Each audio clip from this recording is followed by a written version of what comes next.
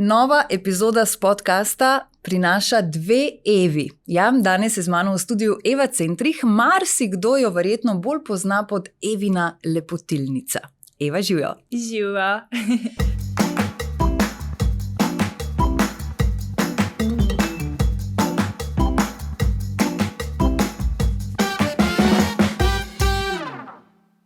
Moram začeti najprej z Evino lepotilnico, zato ker se mi zdi, da marsikdo, če bi rekla samo Eva Centrih, bi zdaj le mogel mečkano pomisliti, kam jo naj že dam, a ja ne, iz televizije, ma ne vem čisto dobro.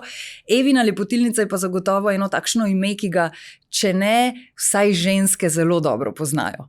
Ja, veš kaj je zanimivo, da včasih tujci, ki pristopijo do mene ali pa mogoče tudi kakšni naročniki, mislijo, da je meni ime Evina in da se pišem lepotilnica.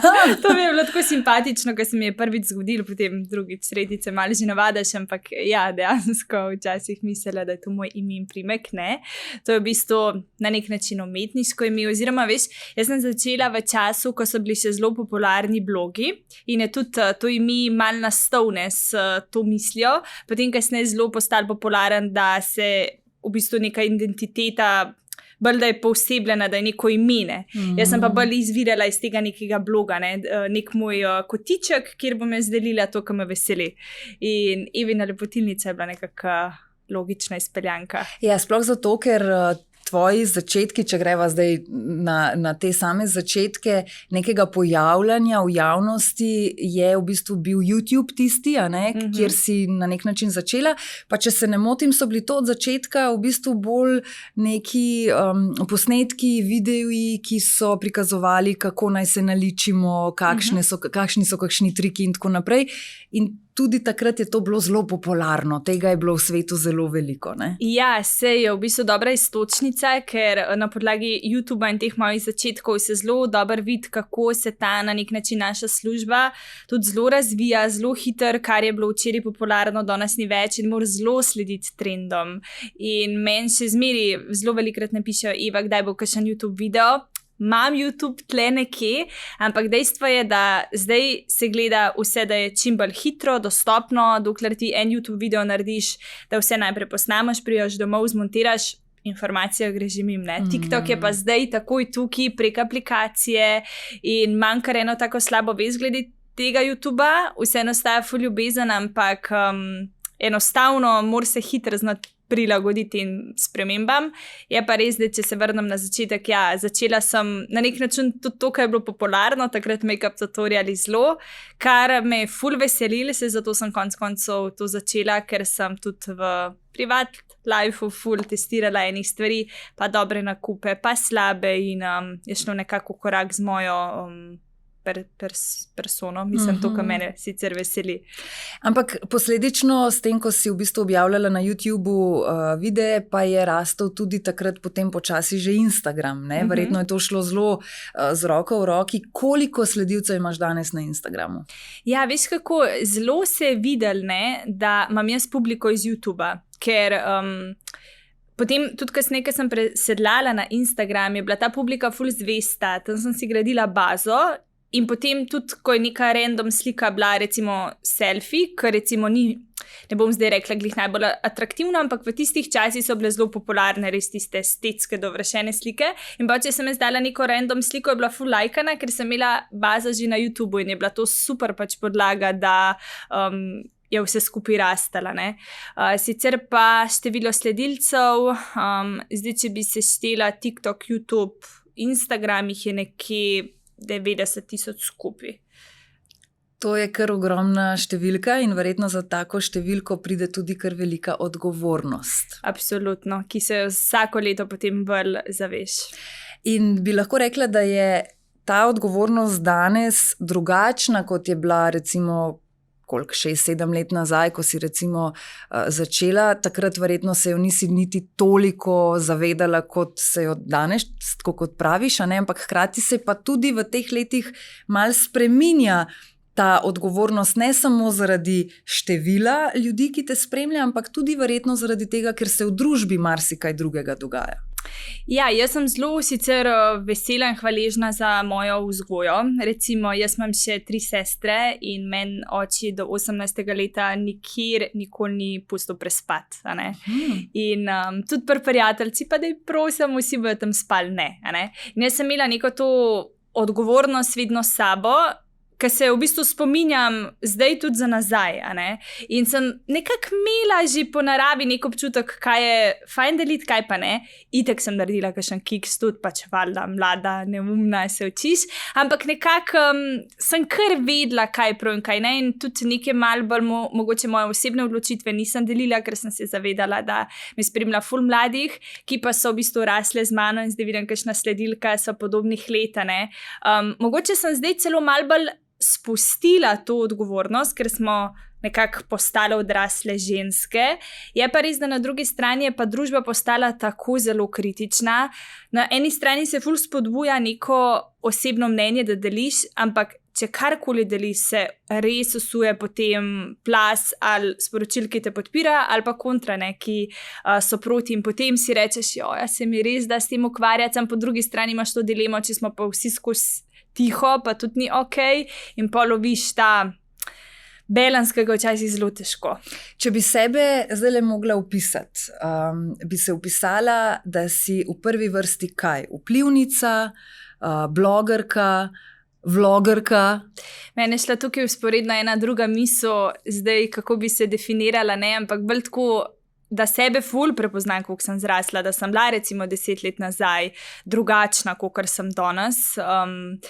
Sicer pa, kako bi se opisala, težko samo z eno besedo, ker res veliko stvari počnem, tako da mogoče bi še najlažje zajel, ne vem, medijska osebnost. Ne bi se definirala kot samo eno. Kot samo ena stvar. Ja. Tudi televizijske izkušnje konec koncev imaš.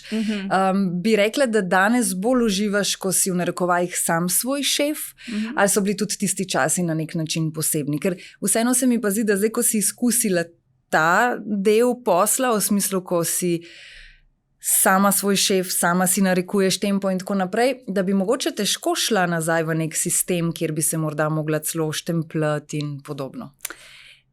Glih sem delila en tok dober quote, sicer gre v angleščini, pa ga bom jaz vseeno v slovenščino prevedla, da v življenju izbere svoj, tam je bilo hard, ne. Težko je biti samozaposlen, težko je pa na nek način tudi hoditi od 8 do 3 ali pa do 4 v službo in imeti pač šefa nad glavo. In v življenju je vse v temu, kakšno težko pot zbereš. Niti ena, niti druga stran je enostavna. Jaz sem sledila sebi, tukaj me paše in tukaj se najdem, ni pa zato, ker lahko, je tisoč enih dilem, čez kere greš, različnih karakterjev, naročniki, ki imajo vsi malo drugačne zahteve, pa kdaj slaba volja se loviš, moraš ponoviti tudi vsebino, za katero si par ur ustvaril, mislim, porabil. Tako da, ja, mislim, ni enostavno, ne bi pa spremenila, mi ustreza tako, kaj je. Zdaj, omenjaš to kreativo v smislu, ko se pripravlja vsebina za naročnika. Zdaj, marsikdo, še vedno obstajajo seveda ljudje, ki rečejo, oni pa tam sam mal neki poslikajo, pa objavijo, pa so zato zelo dobro plačani, saj kaj pa ta v resnici sploh počne. Takšnih komentarjev mislim, da ste kar veliko deležni bili, pa da je tega mogoče zdaj vseeno mečken manj, zato ker je tudi porast tega drugačen, kot je bil pred leti. Ampak vseeno, kako bi opisala en svoj delovni dan, ko recimo, ne vem, greš iz sestanka z naročnikom, kjer se že vse dogovorite, ne vem, toliko pa toliko objav, to pa to želimo. Kako potem to sploh poteka, ta delovni proces? Jaz bi tukaj najprej odgovorila na ta prvi del, ko pridejo taka vprašanja, kaj sploh dela. Ja, mogoče bi malo vrnila žogco, da zdaj se pa res že toliko časa govori, a res je še to vprašanje, a je možno, da nekdo sprejme, da so se še drugačne službe razvile in da je to vprašanje, kaj pa ta počne, mogoče že malo tako lame z njihovega vidika, ker zdaj pa pač res ne je bilo v tem že govora. Mogoče to sploh ni več za res vprašanje, ampak gre že za opasko tako. Ja. Ampak razumem, jaz nikogar ne bom prepričevala, absolutno lahko si misliš, kar si želiš, imaš vso pravico in prav je, da so ljudje, ki so proti, ki so za, ker so še druge službe in pač more rastati, ne, če bi zdaj vsi hoteli biti to bog nadej, ne.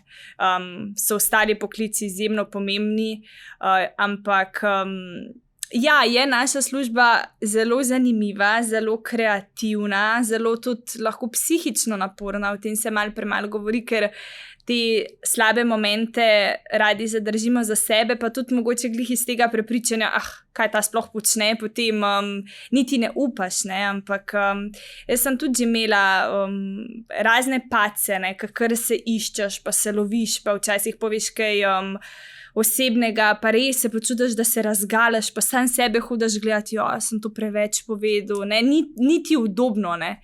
Tako da moraš biti res nekak karakter za to, ali pa na eni točki reči, da sem to zdaj ven, to zdaj tako je, ne. Ampak ja, no, zdaj, če se vrnem na vprašanje, ena zelo kreativna služba, tudi tako je, ne, lahko je dobiti ali pa zrastati, ali pa biti opažen, ostati je pa nekaj najtežjega v našem poklicu, ne? Da si zanimiv, da imaš vsebino za ponuditi, ker se zgodijo razni highlighti, pa so to potovanja, otroci, poroka, vse zraste, ampak na vsakodnevni bazi biti zanimiv je pa izziv, je težko, moraš kar razmišljati, ne? Ali pa biti sam po sebi taka zanimiva oseba, kar nobeni 100% skozi. Kaj bi pa zase rekla, da je tisto, kar najbolj pritegne tvoje sledilce, tvojo publiko? Ja, jaz sem zelo opazila, da astrologija jih zelo zanima, sicer to sploh ni nekaj, kar se je pojavljalo na začetku, se je zdaj šele 2 leti, to sem videla, da jih ful zanima. Pa sicer tak vsakodnevne vsebine, no, tako take random ali potovanja zelo zrastajo, ali pa mogoče, če je drama, ne, ljudje imajo radi dramo zelo. Obožujem dolge sprehode v nakupovalnih centrih, sem nekje prebrala, mislim, da celo v opisu je v angleščini. Ne, ja. To še vedno velja? Ja, veš, zanimivo je, ker centrih in nakupovalni centri, ne, ni naključje. Ja, to je v bistvu, nadaljuje se pa potem en around the world, ker je tak ena lepa misel, ko mogoče ponazarja da nakupovanje pa potovanja so nekako rdeča nit na tem profilu. Ja, obožujem oboje in zato to še vedno počnem. Marsikdo, ko si začela, verjetno tudi sploh med dekleti, kakšne punce, ki so te prej poznale, ne vem, bom rekla zdaj iz osnovne šole ali pa kakorkoli iz otroštva, pa so te potem začele videvati na spletu in tako. Koliko si čutila, ne bom rekla samo te neke fovšarije, po domače povedano, zavisti, koliko je bilo pa tudi tega, veš, kaj se pa zdaj ona gre, kaj pa ona misli, da je. Tako se mi zdi, da je to tako zelo tipično, ko nekdo nekaj drugače začne in tako. Sploh, če je to še nekdo, ki dobro zgleda, ki mu dobro gre, ki mu dobro uspeva. A se motim? Zdaj, kar se tiče, da je bilo neko presenečenje, da sem se jaz javno izpostavila, ni bilo, ker če se vrnem nazaj v osnovno šolo, sem v bistvu jaz bila tista, ki sem že od 5. razreda naprej vodila vse šolske predstave in tako da po mojem so vsi rekli, evo, je nadaljevala, ne, tako da z tega vidika po mojem ni bilo neko presenečenje. Je pa res, da se spomnim mojih začetkov, ko sem se spojavila, ne, je bil en blogerski event in takrat sem jaz imela mogoče, 3000 sledilcev. In je bila ena punca, ki sem jo spremljala, je blogala in smo se takrat spoznali na enem dogodku in midve sva šle slučajno nazaj domov skupaj in da narediva še eno slikco, jo ona objavila na Instagram. In sem potem prišla domov, sem rekla, da vidim to slikco, ne, in sem videla, da jo umaknila. Jo je izbrisala, ne, te pa Instagram valjda sporoči, da to je nekdo umenšno, ne, ampak je do večera umaknila. In takrat sem bila jaz tako, kaj, zakaj, mislim, slikca je bila čisto luštna, ne. In takrat se mi tako malo odprla vrata, da ta biznis, ta svet je pa malo bolj tako na hardko, ker se mi zdi, da se je skozi eno tako malenkost mi nekako pokazalo, da ne bo tako easy. In dejansko je tako v tem svetu, še vedno verjetno, ne? Zelo veliko prikritega rivalstva, zelo veliko prikritega tekmovanja. Zdi se mi, da včasih res ima publika lahko občutek, da je vse tako super in fino in fajn in veste vse zelo dobre prijateljice in povezane in si pomagate. V resnici pa ni ravno tako, ne? V resnici se pa še vseeno zgodi, da z določenimi posameznicami verjetno najdeš neko skupno točko, pa se razvije neko prijateljstvo, ampak ni pa to tako, da bi pa zdaj kar vse se non-stop družile in si pomagale in tako naprej. Tudi tukaj je konkurenca, kakorkoli obrneš. Zdaj, dve stvari. Jaz sem se res obkrožila z ljudmi, ki se imamo fajn, se podpiramo, se razumemo, vsaka uspešna v svoji smeri, njih velika, ampak res sem se nekako odstranila od tega, ker z leti potem tudi se ti ne da. Ne? Tako da nekako ne čutim tega v smislu, ker enostavno tudi jaz nimam potrebe biti nekje, kjer se dobro počutim, čeprav na splošno imam cool izkušnje s puncami. Pač se razumemo, ni saj zdaj ne več tega občutka, ali pa jaz, zato ker sem se izolirala, tako več ne čutim. Je pa res, da kdaj še vedno vidiš, si skupina dogodkov, se potegaš, pa se ne šera naprej. Je tega manj, ampak se tudi zgodi, a ne?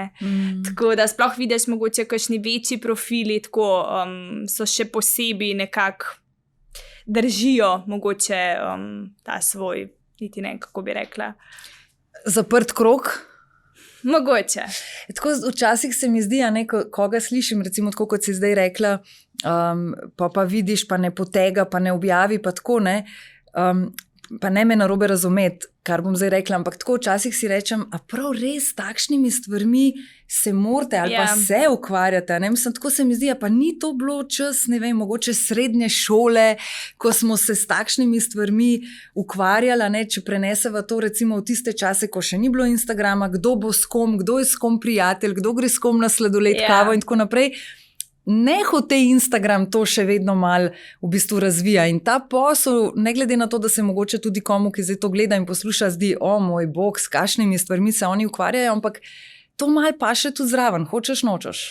Ja, včasih je res to tako bilo, še bolj očitno je bilo, še več nekih dogodkov. Sicer se tukaj sploh ne bi rada fokusirala na to negativo, ker sicer se res ne ubadam s tem, opaziš mimogrede, si skupaj na eventu, objava se ne šera naprej, ampak to ni zares nekaj, kar bi mene mučalo, ampak se zgodi enkrat na, ne vem, 30 objav, ampak res pa nimam fokusa na to, no. Na splošno imam lepe odnose s puncami, se vidimo, se čisto korektno pogovarjamo, podružimo in to je to.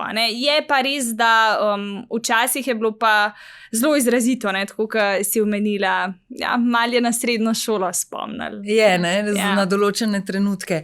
Ampak kot take se pol odstraniš, zato sem si pa naredila krog ljudi, ki se dobro počutim. In prav bi bilo, da bi vsak od nas v resnici to v zasebnem življenju znal narediti, to neko selekcijo pravih prijateljev.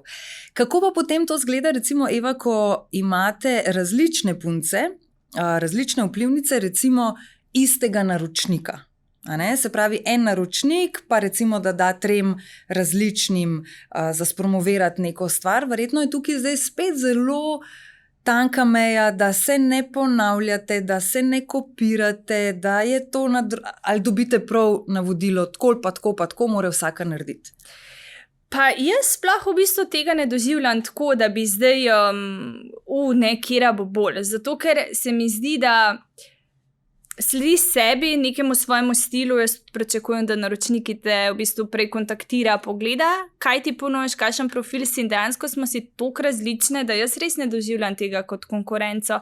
Ena je mamica, ena je fokusirana na ličenje, jaz sem, ne vem, specializirana na malo bolj drugačne videe in se mi zdi, da naročnik že pristopi do nas, da ve, kaj bo dobil, vsaka naredi potem čisto po svoje, tako da ni tukaj nekega rivalstva v, ne vem, kjera bo boljš naredila, kjera bo, ne vem, vsaka z nekim svojim feelingom, vsaj jaz tako doživljam. Kateri so tvoji, ne vem, mogoče največji naročniki ali pa tisti, za katere si mogoče nekoč samo sanjala, da bojo tvoji naročniki? Ja, ful sem bila ponosna, ko sem delala z L'Orealom. L'Oreal pokriva res ogromno brendov in tukaj je bil potem Lancome, tudi Lancome osebno obožujem, mi je bil super. Nasplošno te brendi, ki so fokusirani malo bolj na lepoto ali pa modo, About You je en tak moj reden naročnik, s katerim sodelujem zdaj po moje že 5 ali 6 let, sem tudi zelo ponosna. Velikih je, ampak nasplošno ta lepotni so nekako za mojo dušico še najbolj, pomenijo se, to, kar me res veseli ujame. Kako polna je tvoja kopalnica vseh teh pripomočkov? Zelo, ampak ima 3 sestre plus mami, tako da zelo velik dam naprej, je pa včasih res tega preveč, tudi ne pašeti vse, tudi koža ne zdrži vse, se potem, če preveč stvari sprobavaš, mazolčki naredijo in tako naprej. Tako da ja, je kar, imam eno lepotno omarico, kjer je aktualen make-up, pa pol to tako posod. Kjer lahko odložiš, predvidevam, ne? Koliko porabiš na dan, se lahko reče minut, ne rabim ur, reči, zato da se urediš, oziroma kako pogosto te pa lahko vidimo zunaj, brez ličil, v trenirki s figo na glavi? Nekaj je, da jaz res še vedno vsak dan obožujem, ko se naličem. Res meni je feeling, ko dan gor sploh šminko, ti so moje najljubše in vse ostale pač lepotne pripomočke, res uživam in mi nikoli ni težko. Kdaj slišim kakšno, se mi ne da, ne, v bistvu mi je to najljubši del dneva. Tako da se v bistvu res ličem za sebe, sem tudi nenamazana itak, fant itak spodbuja, pa daj ne bo se danes, ampak mi je res to fajn. Tako da absolutno sem, kakšne nedelje sprehodim, pa v osnovi pa uživam, no, mi je to tako za dušo. Pa si dejansko tudi sama šla čez kakšen v smislu tečaj, ali si bolj kot ne samouk, si kdaj druge ličila? Enkrat sem šla na neke 2 manjša tečaja, ampak sicer pa bolj samouk in make-up tutoriali, YouTube make-up tutoriali. In si se potem na podlagi tega tudi največ verjetno naučila, ne? Ja, pa potem te kdaj kakšen tudi vizažist liči, za kakšne oddaje in tako naprej, pa ti pove, kaj ti paše. Pa pol malo probaš sam doma in tako, ne? Ja, mal po mal. Koliko imaš pa med prijateljicami veliko tega, Eva, daj me Tina imaš, ka bo lepš?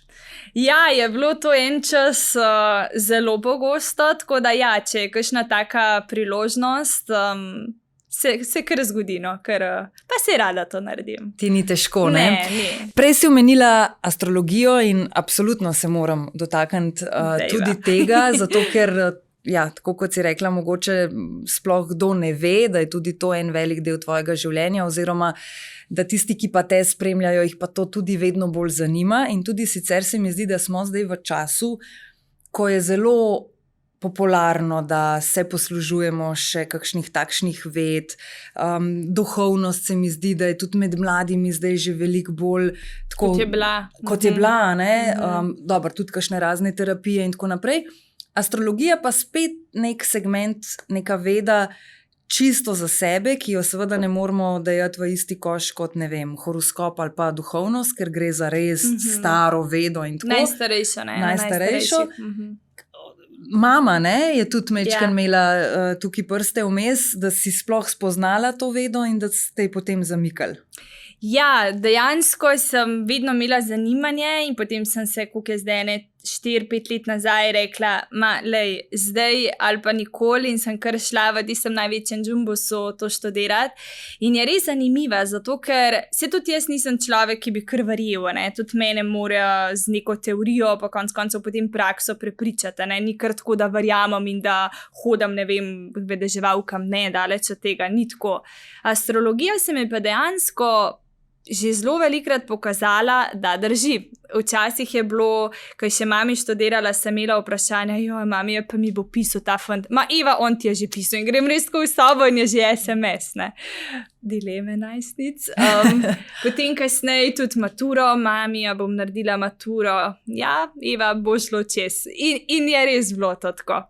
In to je potem rasla ljubezen in potem sem na eni točki rekla, nič grem sama študirati in my God, koliko je zanimiva, koliko se spozna samega sebe, ne? Tvoje prednosti, šibkosti, slabosti. Je pa tudi res, da jaz sem zdaj skoraj osvojila čisto vse, manjka mi samo še področje zdravja. Kar se tiče napovedovanja in tako, znam, ampak recimo lani, ko sem bila jaz ki sva bila glih v Los Angelesu, sem vedela, da se mi takrat naredi, mi temu rečemo aspekt. Ko se nekaj ti aktivira, pokaže v tvoji karti, gre za aspekt. In ta aspekt je bil lep. Je bila vpletena Luna, takrat v tehnici, in v Saturn. In Saturn je vedno planet, če je lep aspekt, ki te nagradi, ki je učitelj, ki je tak moder planet, in ni na hiter, se vse zgodi zelo počasno in res tako do dneva natančno, se me zglih un dan dosegla 50,000 sledilcev. To je bilo to. No, zdaj je pa včasih malo problem, ker zdaj vidim pa nekaj, da ni okej, ne. Sicer mogoče ne bi smela o tem niti na glas govoriti, ampak je lahko dobro, je slabo in zdaj hočeš, nočeš, imaš nekaj v podzavesti, kaj to bo, ne. Tako da koliko pa potem svojo lastno voljo še lahko pri tem recimo vplivaš? Primer, recimo, da bi ti včeraj ugotovila, da po planetih, kot bodo postavljeni ali pa kot so postavljeni danes, morda ta pogovor ne bo tebi najbolj všečen ali pa ne bo šel v tisto smer, kot bi si želela.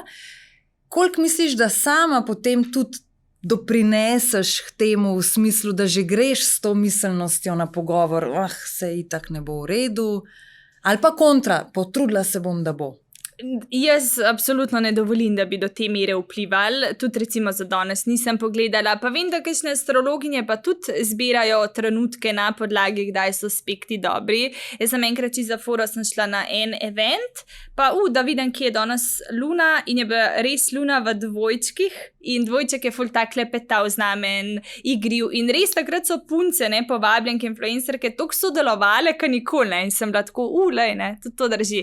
Ampak si ne dovolim, da bi na ta način vplivali na mene, da bi dejansko me to vodilo. Ne. Mogoče pa ne bi bilo kdaj slabo, ampak jaz ne dovolim, da bi. Popravi me, če se motim, ampak v spominu imam, a ni bilo tudi takrat, ko si se poslavljala za neko potovanje z babico? Ja, takrat sem v bistvu preverila. Imam prav v spominu. Ja, tudi zanimivo je bilo, ker imam od očija rojstne podatke in dejansko je kazalo, še zdaj se spomnim, 14. julij, danes smo 15. 14. julij 2024, je Luna prišla na točko Plutona v njegovi karti. Kaj zdaj to pomeni? Luna v karti moških predstavlja ženske, ženo, mamo. Odvisno potem tudi, kje je v njegovo rojstno karto položena. Pluton je pa zelo tak planet transformacije, lahko pa tudi zelo uničevalski. In ko Luna pride na pozicijo Plutona in ko to pač povežeš malo situacijo, da je bila moja babi že v domu upokojencev, šibka, boga, sem jaz takrat predvidela, da bi lahko to bilo. To je čista matematika, jaz nimam nobenega daru. To je, kar sem se jaz naučila. Jaz sem bila 5 let nazaj, tako kot ti, mislim, ne vem, koliko ima znanja, ampak nisem vedela. In sem se enostavno izšolala, da te stvari zdaj lahko vidim. Nisem nobena, čarovnica ali kaj takega. Ja. In to dvoje povežeš matematično, pač to so leta in leta in stoletja preizkušali te zakonitosti, da zdaj je ta definicija. Sem videla, da tole pa ni okej, in res se zjutraj zbudim, takrat sva imela let iz Ljubljane za San Francisco. Ob 4 zjutraj sem se zbudila, prvo moj dragi razbije tehtnico. Je šel tehtat prtljago, da ni čez mejo in se razletela, sploh ne vem kako. In nisem dala pozornosti, ampak ne vem, nek znak. Pol se spomnim, ko sva se že ukrcavala v letalo, je bila ura glih, tako 6 so se mi pojavile, zadnje 3 so bile 6, ne vem, če ni bilo 1, 6, 6, ali ne, kako je bilo, kje sem jaz videla, ali ne, na Instagramu so se mi 6 število postov objavile, neka taka številka, in jaz tako, 6. No, potem mi pa ni dal miru, kličem očija, kako je babi, in mi reče, ta moment je šla, pred mano pa zdaj 8-urna pot z avionom iz Ljubljane oziroma takrat sem bila že v Frankfurtu do San Francisca. sem vedela, zdaj, če začnem jokati, jaz bom ta glavobol imela, tableta s sabo, ne, jaz moram sebe spraviti v red, ampak ne, babi, ona je živela v istem kraju, kot jaz, ne. Tako da sem se pa nekako dala pod kontrolo, ampak ja, zdaj sva zašle. No, ampak vseeno, verjetno ta pot, kot ko zveš in hkrati pa greš na dopust oziroma potovati, verjetno to ni glih, niso prijetni občutki oziroma moraš biti kar trden, da takrat... Ja, še takrat je bilo slučajno potem tako, da sva bila v San Franciscu, takrat sem imela eno sodelovanje s hotelom, ki pa je bil v bistvu hostel. Mislim, zelo je bil tako v slabem stanju. Ful je bilo brezdomcev pred takrat je šlo v bistvu kar vse narobe. Vse je šlo narobe. Pa tam, ok, brezdomci, tam ne vem, kakšna druga tam kroži, da so ti ljudje tako v napol stoječem položaju, se to imam še pod highlighti na Instagramu. Zombi in me je pol še to pretresal, sred julija je bilo mrzlo za bundo. Ampak, kaj veš, zrastaš, ne, to so potovanja, ki, to ni dopustne, to je potovanje, ti greš raziskovati. Veš, spet smo pri tem, da nič ni easy, ne, to potovanja, ki se sliši, mogoče marsikdo tudi od poslušalcev zdaj stremi k temu, ne, ampak tako so včasih zelo te izoblikujejo, ne, moraš biti zelo tako, se znati obrniti, se pomiriti, se spraviti v red. Ampak koliko pa recimo v takem primeru, koliko potem imaš te proste izbire, da ko sta prišla tja in sta videla vso situacijo in konec koncev, ne vem, četrt, v katerem je ta hotel bil, da rečeš, se upravičujem, vem, da smo bili zmenjeni, ampak tole pa ne. Ja, mislim, lahko bi to naredila, sigurno, ampak midva sta imela takrat pred sabo še 3-tedensko potovanje po Ameriki, ki hočeš nočeš le je draga, ful draga.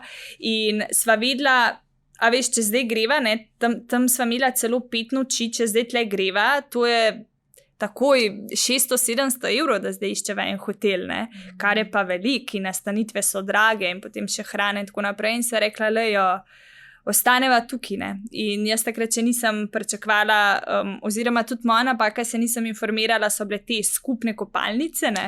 In mene itak na noč 4-krat sem šla lulat, ker sicer sploh ne hodim, ne, kaj dela psiha. In tudi pač ta izkušnja z babi, ne. Takrat sva se zbujala kar ob 4 zjutraj že, ja, veš, ampak sva imela potem ful dolg dan, sva bila v bistvu že 6 zjutraj zunaj, raziskovala, v 5 skoraj da ne padla v poslo.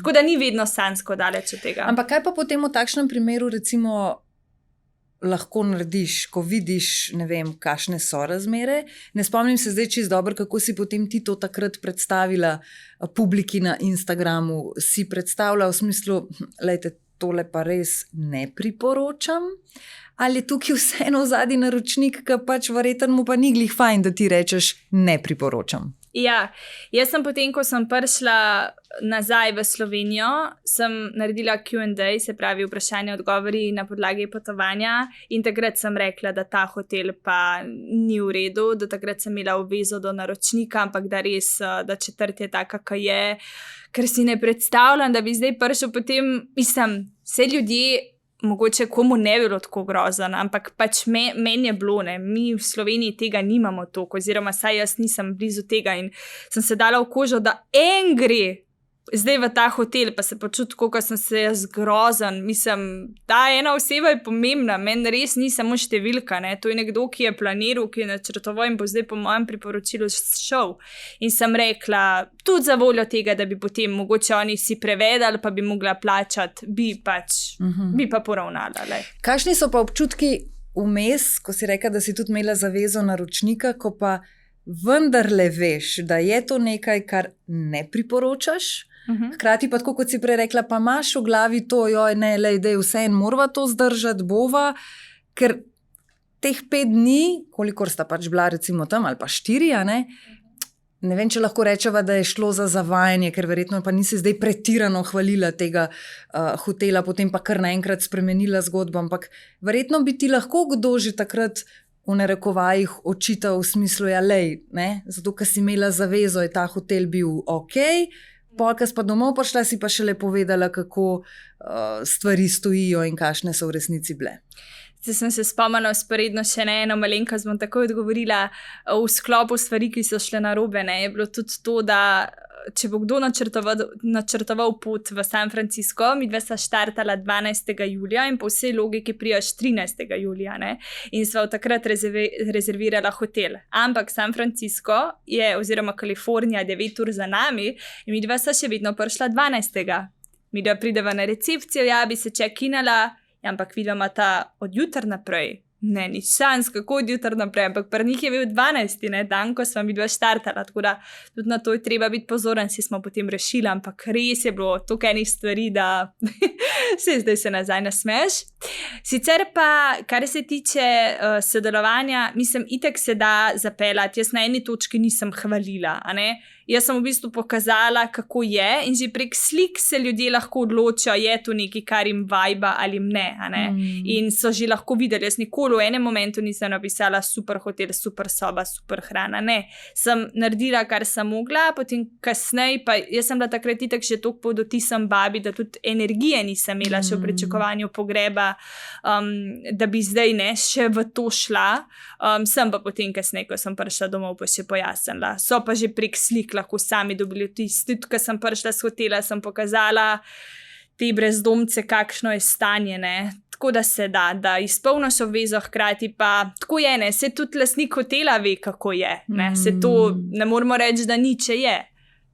Ja, in verjetno tudi ne pričakuje, da če te povabi v neko sodelovanje in če ti prideš in ne vem, da zato, ker pa je sodelovanje, boš pa zignorirala stanje na ulici. Seveda, verjetno bi bilo tudi to malo neumno od nekega lastnika hotela. Mogoče pa tudi, ne vem, kako on razmišlja, ampak mogoče pa on, ki pač pozna svoj hotel, okolico in tako naprej, mu je pa čist ok, da sem pokazala, potem tudi si on nakoplje težave, če bi jo samo hvalila, tako da ni rečen, da je on bil, ker se mi nikoli potem niso javili ali pa karkoli, je bilo pač vse ok, ampak ja, če bi jo zdaj ful hvalila, pa nekdo pride, to tudi za njega pomenijo težave, ki jih mora reševati. Tako da... Kako pa sploh pride do sodelovanja s tujino, s hoteli, z namestitvami? Mislim, neki so naročniki doma, ampak to, da lahko hodiš po svetu in sodeluješ z raznimi hotelskimi verigami, je pa čist drug svet.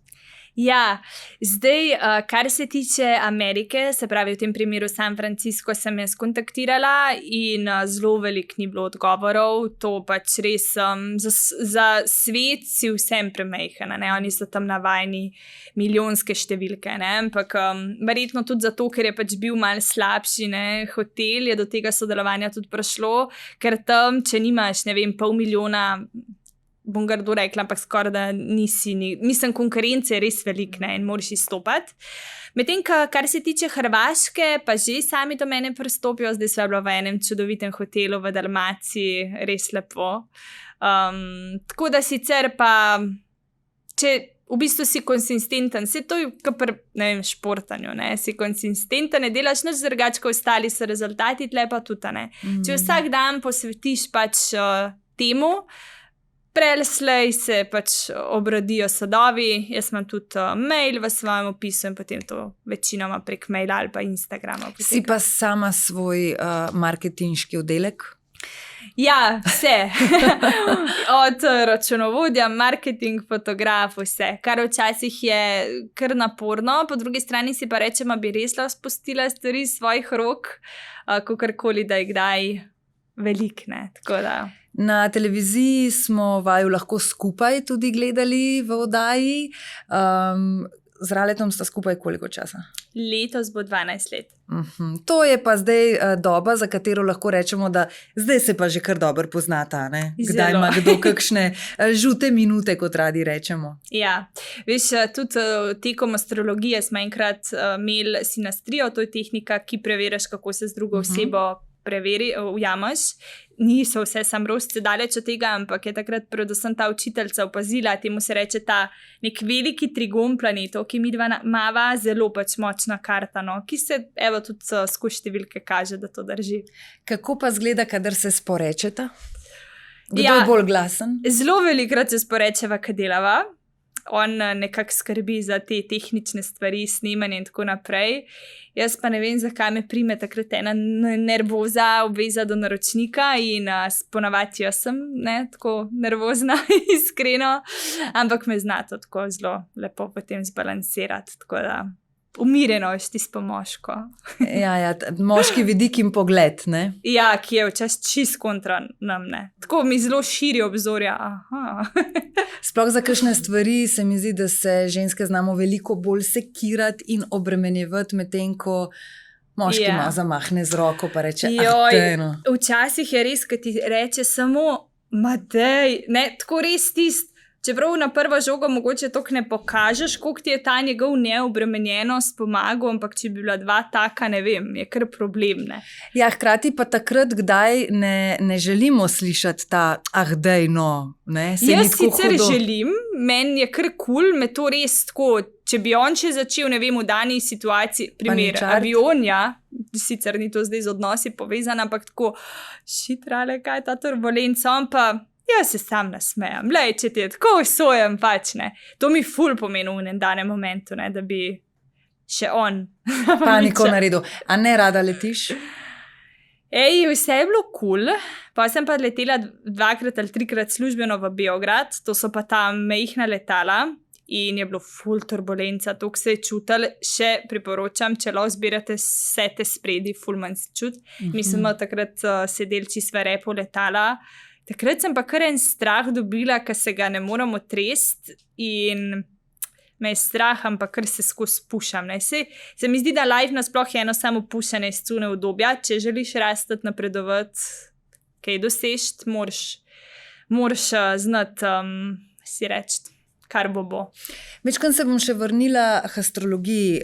Koliko recimo imaš tega povpraševanja zdaj, ker verjetno to tako zgleda, da pri tebi naročijo lahko astrološko karto, kjer se vidi marsikaj, ne? Od potencijala do, kot si prej rekla, šibkih točk, dobrih točk in tako.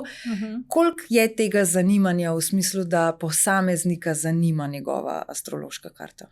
Je zelo. Jaz sem na eni točki tudi, ko sem vsem bila bolj posvečena Evini lepotilnici, tudi umaknila, ker vsem mi je bolj pomemben, da jaz kar dam besedo, naredim kvalitetno, ne pa da sem posod pa površno, tako da na eni točki sem tudi umaknila.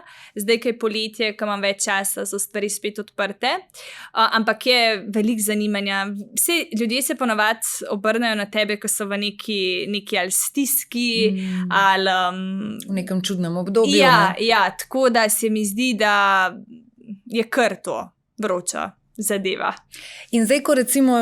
Če bi jaz to pri tebi naročila in ko imam to karto pred sabo, verjetno dobim tudi nek opis, ker samo s karto si jaz prav zelo veliko pomagati verjetno ne moram. Ne, se spomnim jaz, ko sem gledala, ko mi je mamika interpretirala, nimaš pojma, ko gledaš to karto.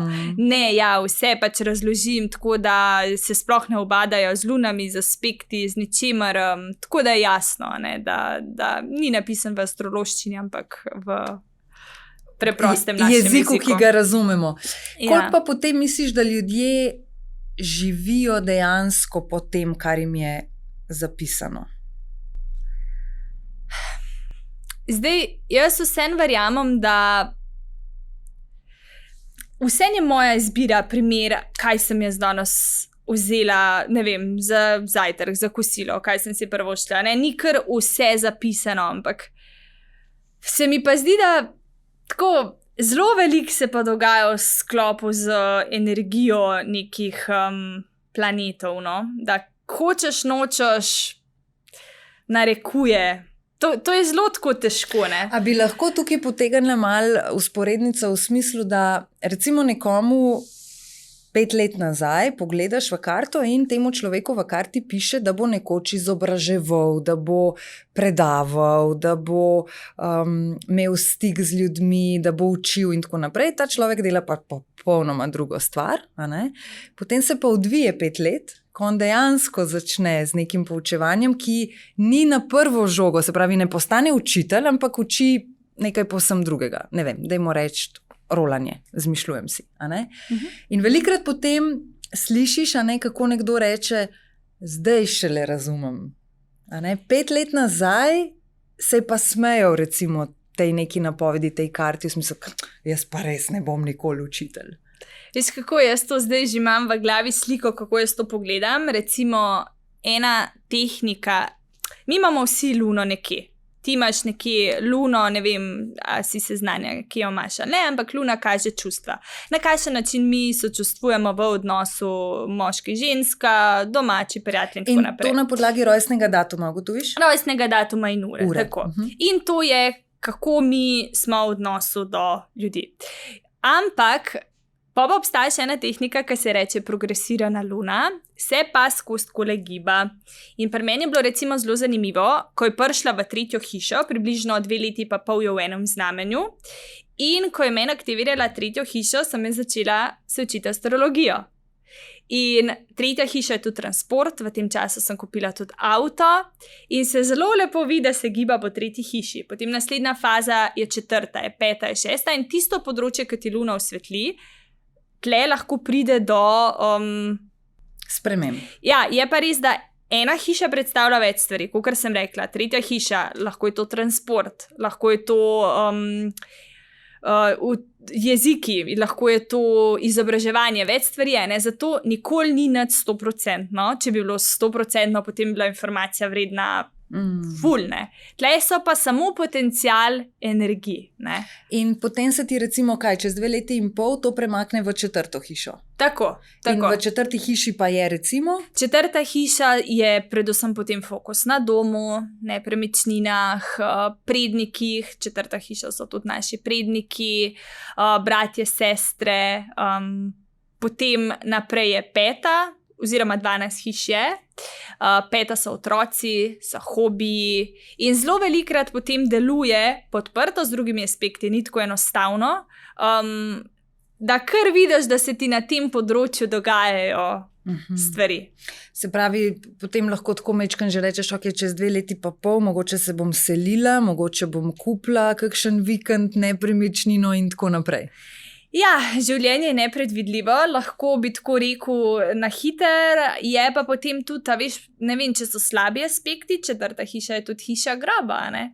Lahko se takrat zgodi kaj, ne, pa ne bi rada šla sploh na negativo, ampak ne veš, ne, moraš še kaj preveriti. Koliko pa teh slabih napovedi informacij, pa mogoče napoved ni glih, ne, prava beseda, ker ni tvoja vloga. To je branje energij. Tako, ne? Ni, da ti napoveduješ točno to se bo zgodilo. Tako. Koliko teh slabih stvari, ki jih recimo vidiš ali pa negativnih, pa predaš naprej nekomu, ki naroči? Ja, veš, to je ful težko, ne? Zato ker vsak bi rad slišal dobro, ne? Po naravi smo taki, da ne, ampak vse se da, ne, vse se da, tako da moraš, se mi zdi, da astrolog je tudi kar mal psiholog zraven. Pa dober retorik, da zna to zelo dobro zapakirati tudi, ne. Ampak mislim pa to je pršo, ne, zdaj govori, da bo vse lepo, če ne bo več pršo, ne. Je sicer res, da jaz trenutno nisem toliko fokusirana na to, kot bi lahko bila, še vedno je Evina lepotilnica glavna, ampak kot hobi pa vidim, da je zelo, zelo zanimanja. In da bo mogoče tega tudi vedno več in nikoli ne veš, v katero hišo se ti obrne, pa mogoče izpodrine Evino lepotilnico. Hecam se, ker mislim, da se... veš. Ja, ker se mi zdi, da to mogoče, ne, pa vendarle ni mogoče pri tebi. Nekje na začetku si omenila to odgovornost, v smislu tudi do mlajših punc in tako. Koliko imaš izrazito mnenje o tem, da recimo predstavljaš na spletu, na socialnih omrežjih nekaj, kar pa morda ni najbolj primerno še za zelo mlada dekleta. Govorim o, ne vem, lepotnih popravkih in takšne stvari. Ali si tukaj zadržana? Mislim, absolutno izviram iz tega, kar meni pač ustreza. Lahko povem tudi en konkreten primer. Sem dobila tudi ponudbo za erotične adventni koledar, ne, pa erotične igračke.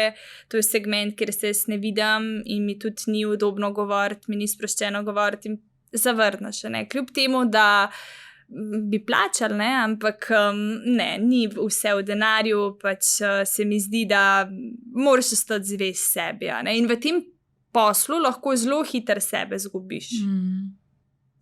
Tako da enostavno sledim sebi, kar pač meni ustreza, ki se jaz dobro počutim. Koliko pa iskreno o teh stvarih tudi spregovoriš? V kakšnem smislu? V smislu, ne vem, če bi te, ne vem, začeli spraševati, ne vem, katerih vse lepotnih popravkov si se že posluževala, ali pa se redno, ne vem, hodiš kam na kakršne koli tretmaje in tako naprej.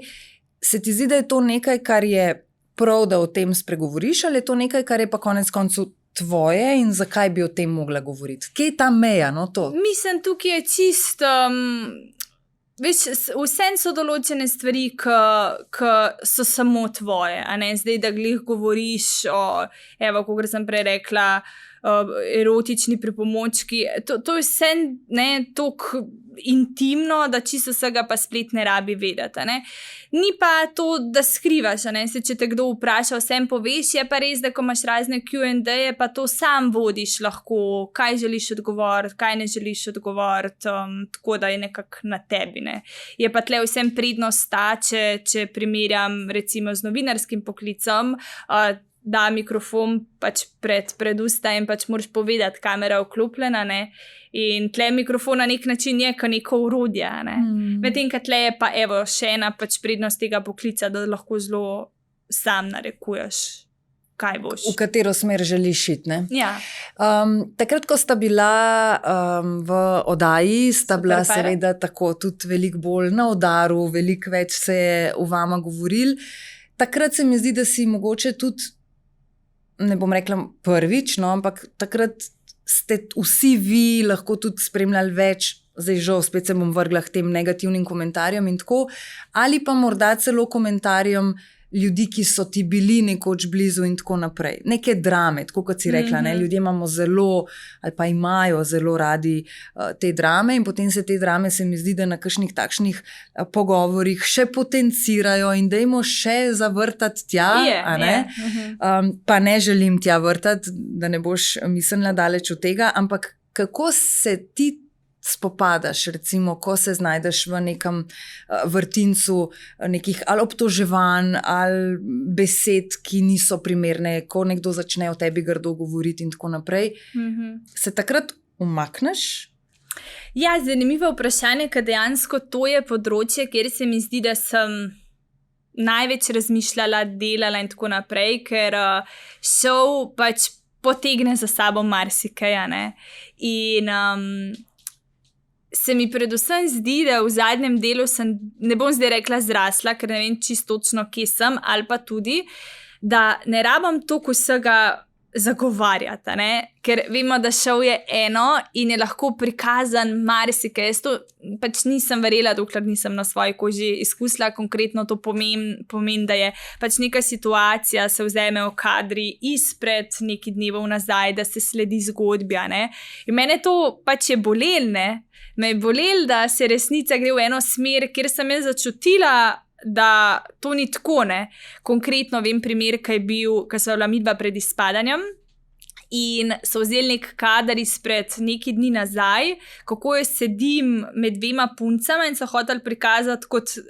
kako jaz zdaj z njima tle meditiram, kako jaz ima lezem v rit, je bil pa to kader čist in tle sem jaz začutila to potrebo, da zdaj moram pa to pojasnjevati, da jaz pa nisem taka, da to ni tako, in to sem se zdaj malo naučila, da ne rabim, da naj si ljudje mislijo, kar si hočejo, sicer boli, da je resnica izkrivljena, moraš biti res močen, ker dokler ne začutiš na svoji koži, ne veš, kako je.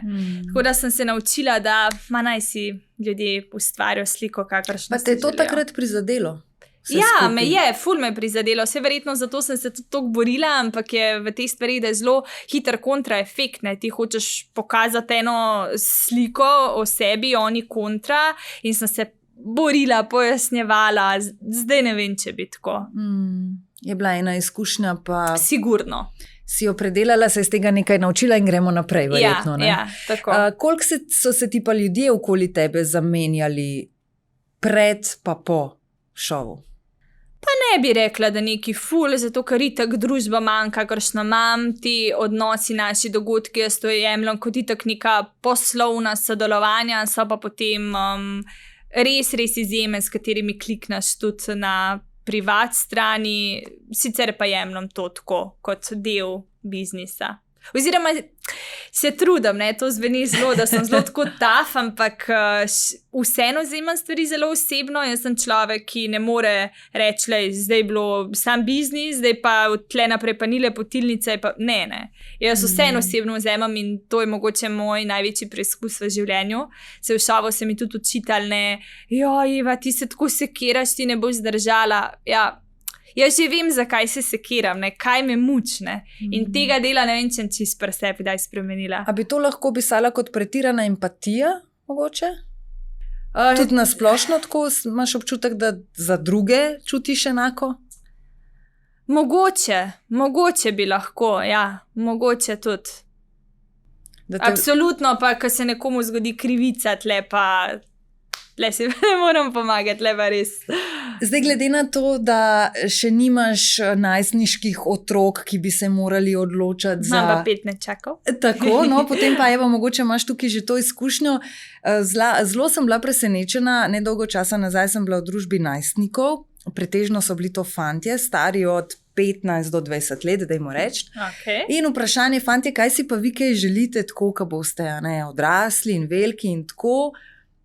Ja, mislim, da lahko rečem, da kar 80% teh fantov je odgovorili, jaz bom pa YouTuber.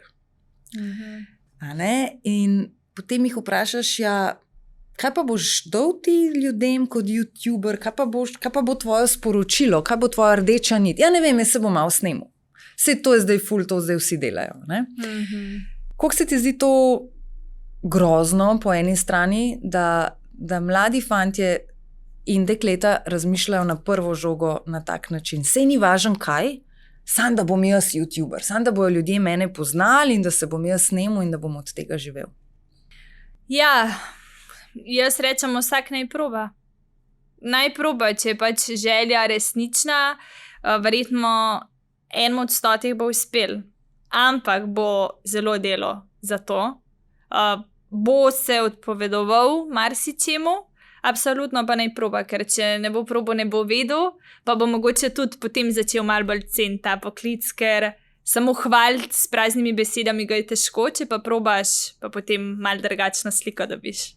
Kaj pa nekdo, ki ima recimo idejo, ima neko rdečo nit, kaj bi recimo rad, da je glavno vodilo njegovega, profila ali pa kanala na YouTubu, kaj pa bi takšnemu svetovala, za katerega recimo, da bi tudi te prišel po kakšen nasvet? V smislu, Eva, jaz pa vem, da to pa bi ljudje zagrabili, sam kako naj pa začnem, kaj pa naj zdaj kar naredim? Mislim, pametne telefone ima itak že vsak. Moj prvi video je bil knjiga, telefon, pa sem pa googlala, pa how to, kako zeditaš to, tretje. Tako da absolutno, če volja se da, glede teme pa naj izvira iz sebe, ker to ga bo najbolj zanimalo in v bistvu to ga bo tudi vodil, sej bo imel ta passion, ker ko bo prišel do določenih sodelovanj, pa en, pa drug, pa tret, potem mora nekaj drivati naprej, in zato je to zelo pomembno, da zbereš nekaj, ker ti je res cool. In potem se spet lahko vrneva k tisti izjavi, lahko je začeti pa uspeti, težko je pa obstati, verjetno. Tako, res je. In število všečkov in followerjev na Instagramu še ne pomeni, da je to tudi publika, ki ti je, kako se reče, zveste. Res je, marsikaj se da sfejka donoži, ampak na srečo so pač orodja, s katerimi preveriš, a so to pristni sledilci ali niso, tudi znotraj same aplikacije, tudi jaz moram naročnikom pošiljati, kakšen procent je slovenski, pri meni je zelo visok, mislim, da skoraj 93%, če bi bila to zdaj, 20% Slovencev, ostali Indijci, se vidi. Tako da absolutno se ne splača iti po krajši poti. Kaj pa je tisto, kar narediš ali pa kar so neki koraki, da publika, ki ti sledi, postane tudi zvesta, da so odzivni, da komentirajo, da veš, da so res tvoji, da niso samo zato, ker so fair-počne in jih zanima, kaj se s tabo v življenju dogaja? Mislim, tudi to more biti. A veš, tudi jaz imam ogromno ljudi, ki te pač spremlja, ne sledi.